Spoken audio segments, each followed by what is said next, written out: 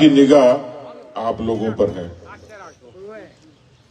पर मुझे ये तसल्ली हुई कि मैं जब यहाँ आने लगा तो मुझे कहा कि ये तो पक्के लोग हैं।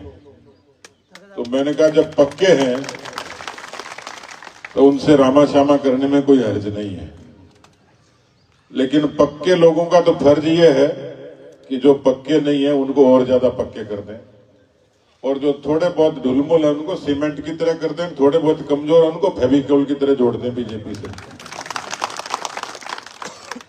अभी मेरे से पहले सब नेताओं ने भाषण दिए। हमारे नारायण सिंह जी देवल मुझे कह रहे थे कि रानीवाड़ा की बड़ी रिश्तेदारियां हैं, तो कुछ मिलेगा तो कुछ देना भी पड़ेगा। दोनों तरीके का रिश्ता है ना।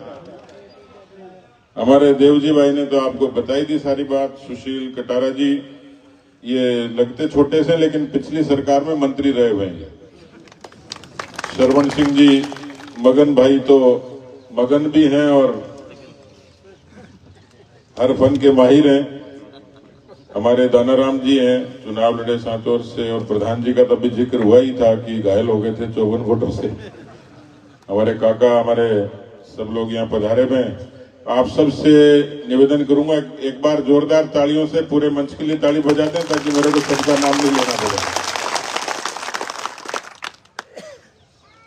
अभी खूब सारी बातें कही देवजी भाई ने कि 4 गांव हैं, लक्ष्मीपुरा, शेरपुरा,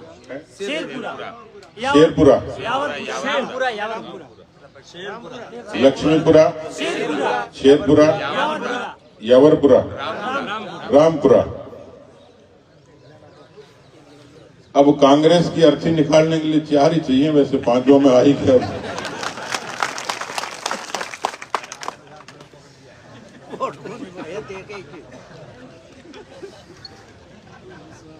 देखिए, मैं आज जिस रूप में आप लोगों के बीच में खड़ा हूं, मैं बहुत दूर चूरू जिले के छोटे से गांव में छोटे से घर में पैदा हुआ, किसान परिवार में, और आज मैं दुनिया की सबसे बड़ी पार्टी के सबसे बड़े प्रदेश के अध्यक्ष के रूप में खड़ा हूं। तो ये सम्मान मुझे भारतीय जनता पार्टी ने दिया है, ये सम्मान मुझे आदरणीय नरेंद्र मोदी जी, अमित शाह जी ने दिया है।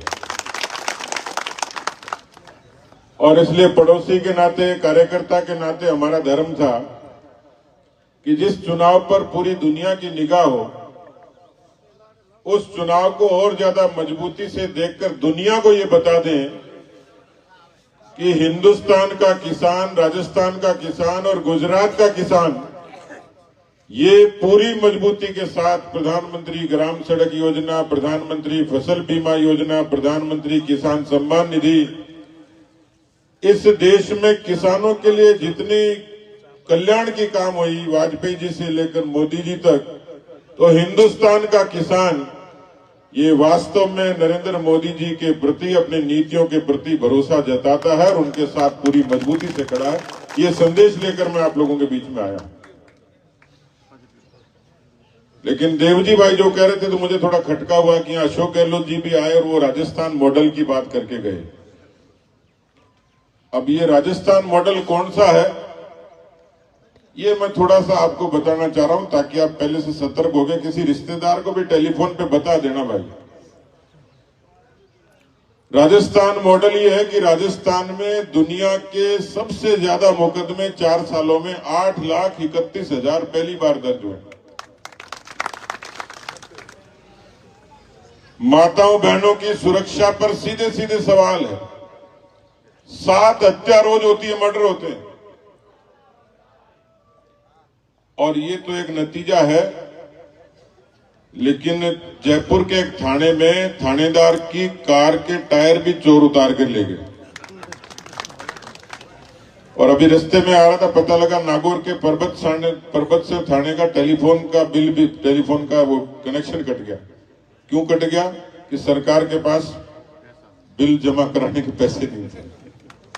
राजस्थान का बच्चा आज राजस्थान में पैदा होता है, 80,000 रुपए का कर्जा लेके पैदा होता है।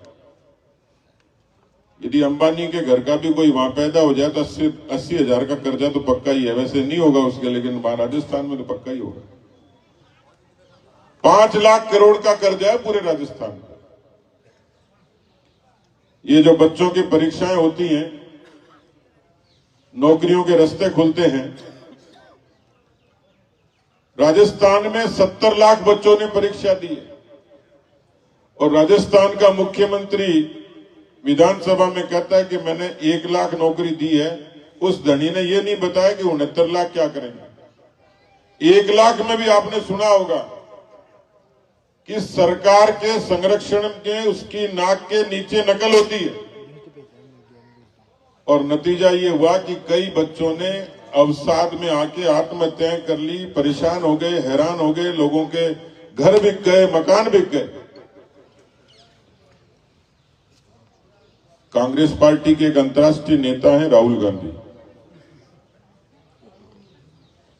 वो राजस्थान में आए और उन्होंने कहा कि बीजेपी की कांग्रेस पार्टी की सरकार आएगी 2018 में और सरकार आते ही किसानों के पूरे कर्जे माफ कर देंगे।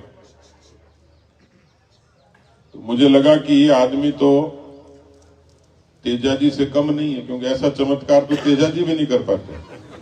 सारे कर्जे माफ कर देगा और वो भी 10 दिन में। बोले 10 दिन नहीं, 10 की गिनती गिनूंगा। गिनती और गिनवाई, 1 2 3 4 5 6 7 8 9 10। आज मुझे लगता है कि 2000 दिन हो गए, किसान का राजस्थान में तो कोई धनी धोरी नहीं। 9000 किसानों की जमीनें नीलाम हो गई, सैकड़ों किसानों ने आत्महत्या कर ली। और ये जो रिश्वतबाजी का खेल है राजस्थान में ऐसा है कि जैसे राहुल जी आटे को लीटर में बांट रहे थे, सुना आपने? तो पाकिस्तान में ही बोला था, इसलिए अशोक जी ने बोला। पाकिस्तान में बोला था। हमारे किसान बहुत पता रखते हैं। हाँ, होशियार लेके लक्ष्मीपुरा वाले मेरे को पाकिस्तान तक ही खबर रखते हैं। आलू यही होता है। हाँ, आपके तो मौज हो जाती है, आलू खूब होता है, बताया है? सोना बनाने वाली मशीन नहीं लगा। लेकिन हर 12 किलोमीटर पर अफसर और कर्मचारी ट्रैप हो जाता है, पकड़ा जाता है रिश्वत लेते हुए। राजस्थान में अपराध की परिभाषा, भ्रष्टाचार की परिभाषा किलोमीटर के हिसाब से। यदि यही मॉडल राजस्थान मॉडल है तो खुदा न खास्ता यदि कांग्रेस की सरकार होती तो मैं सोच के ही डर रहा था कि गुजरात का क्या होता। अभी अभी की घटना है, अस्पताल की हालत यह है कि कोई नया बच्चा, नवजात बच्चा पैदा हुआ और कुत्तों ने उसको नोच लिया। भूख से बिलखती हुई किसी अबला ने रोटी मांगी एम्बुलेंस में, उसके साथ बलात्कार हो। तो राजस्थान की जो दशा जिस तरीके से है, वो यहां आके जब बात करते तो कई बार मन में तकलीफ होती है कि वो किस मुंह से गुजरात की जनता से वोट मांगते हैं। और आज ताजा ताजा हद हो गई कांग्रेस के नेता की। कांग्रेस के राष्ट्रीय अध्यक्ष नाम जानते हो क्या आप?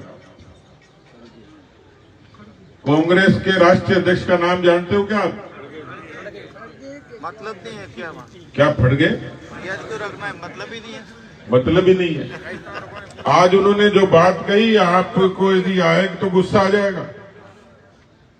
मालूम है क्या कहा उन्होंने? उन्होंने कहा कि जब भी चुनाव आते हैं, नगर पालिका का चुनाव होता है तो मोदी जी का चेहरा, विधानसभा का चुनाव आता है तो मोदी जी का चेहरा, लोकसभा का चुनाव आता है तो मोदी जी का चेहरा। तो उसने ये कहा कि मोदी जी के रावण की तरह कितने चेहरे हैं। इस बयान को आप स्वीकार करोगे क्या? जिस व्यक्ति ने राजनीति को सेवा का धर्म मान के, और आप सब लोग जन्म मरण और परण में राम राम करते हो, जिस व्यक्ति ने राम जन्मभूमि के स्थान पर, पवित्र स्थान पर अपने हाथ से भगवान राम के मंदिर का निर्माण शुरू करवाया, उसको किसी खड़गे की औकात क्या हो सकती है जो उनकी तुलना रावण से करे? अपने यहां कहा है रामचरितमानस में, जाकी रही भावना जैसी, प्रभु मूरत देखी तिन तैसी। रामधारी सिंह दिनकर एक कवि हुए हिंदी के, उन्होंने कहा कि जब नाश मनुज पर छाता है, आदमी के मन पर जब नाश छा जाता है तो उसका विनाश निश्चित होता है। ये टिप्पणी करके, और आपको ध्यान होगा कि गुजरात के किसी चुनाव में, कौन सा चुनाव था जो 17, इटली वाली माई ने कहा था ना कि मौत का सौदागर है, 2002 में। ये 2022 है। 20 वर्षों में जिस पार्टी के नेता देश के प्रधानमंत्री और देश के नेतृत्व के प्रति यदि सभ्य भाषा का इस्तेमाल नहीं कर सकते हैं, तो इस बयान का जवाब मुझे लगता है कि लक्ष्मीपुरा की जनता को इसका करारा जवाब देना चाहिए। और ये तय करके जाइए, हमें कोई हथियार से और जबान से मुकाबला नहीं करना है। जो ईवीएम है, वोटिंग मशीन है, मैं देखूंगा। इस बात को मैं आपसे झोली फैलाकर निवेदन करने के लिए आया हूं। चाहे पंचायत करिए, भाई को समझाइए, लेकिन लक्ष्मीपुरा की बूथ का, आज के बाद लक्ष्मीपुरा का बुजुर्ग, गांव का नौजवान, माताएं बहनें ये संकल्प लेकर जाएं, इस खड़गे की इस भाषा का जवाब हम रामपंथी लोग, राम के प्रति आस्था रखने वाले लोग, राम के उपासक और राम के अनन्य भक्त नरेंद्र मोदी के समर्थन में इतने बटन दबाएंगे कि कांग्रेस का बूथ खाली रह जाएगा और भारतीय जनता पार्टी का कमल ही दिखेगा। तो मेरा आना सार्थक होगा। हम लोग यहां आए हैं तो हमारा भी लालच है। हमारा लालच यह है कि जब पूरी दुनिया में इस गुजरात ने गांधी जी को दिया, इस गुजरात ने सरदार वल्लभ भाई पटेल को दिया, जिसने पूरे भारत को एक किया, और इस भारत ने गांधी दिया, सरदार दिया, लेकिन इस गुजरात की धरती ने नेता भी असरदार दिया। जिस नेता की ताकत के बूते पर, जिस नेता की लेखनी से, वाणी से पूरे हिंदुस्तान के जन जन में स्वाभिमान खड़ा हुआ, गौरव खड़ा हुआ, आत्मसम्मान से भारत का आदमी आज दुनिया से आंख मिलाकर बात करता है। जो अमेरिका दुनिया पर दादागिरी करता था, आज हिंदुस्तान के प्रधानमंत्री को राम राम करता है। जब किसी प्रदेश में इस तरीके का असरदार नेता होता है, उस असरदार नेता की दुनिया में और ज्यादा महिमा हो, ताकि भारत को ताकत मिले। इसलिए हम लोग पड़ोसी के नाते, भाई के नाते, कार्यकर्ता के नाते उस असरदार नेता के समर्थन में इसलिए आए हैं कि गुजरात मजबूत होगा तो देश मजबूत होगा। और गुजरात में 2022 में जीतेंगे तो 23 में राजस्थान को कांग्रेस से मुक्ति दिलाकर भारतीय जनता पार्टी का राज नहीं, भारतीय जनता पार्टी तो सेवक बनकर, ये जो मंच पर बैठे तमाम लोग, ये प्रजा के सेवक बनकर काम करेंगे। लेकिन मैं आपको भरोसा देता हूं कि 2023 और 23 के बाद राजस्थान की जनता, राजस्थान की प्रजा शासक बनकर वहां राज करेगी और लोक कल्याण का काम करने का काम हम सेवक लोग करेंगे। 55 वर्षों तक कांग्रेस पार्टी को राज करने का मौका मिला। 55 वर्ष कम होते हैं क्या? 55 वर्ष में तो आदमी बूढ़ा होना शुरू हो जाता है। 55 वर्षों तक शासन करने के बाद हिंदुस्तान को पूछे कांग्रेस पार्टी ने दिया क्या है? जातिवाद दिया, भाई से भाई को लड़ाया, वोट बैंक की राजनीति की, तुष्टीकरण की राजनीति की, देवी देवताओं का अपमान किया, इतिहास से खिलवाड़ किया, सहूलियत के नाम पर कुछ नहीं दिया, नारे लगाते रहे।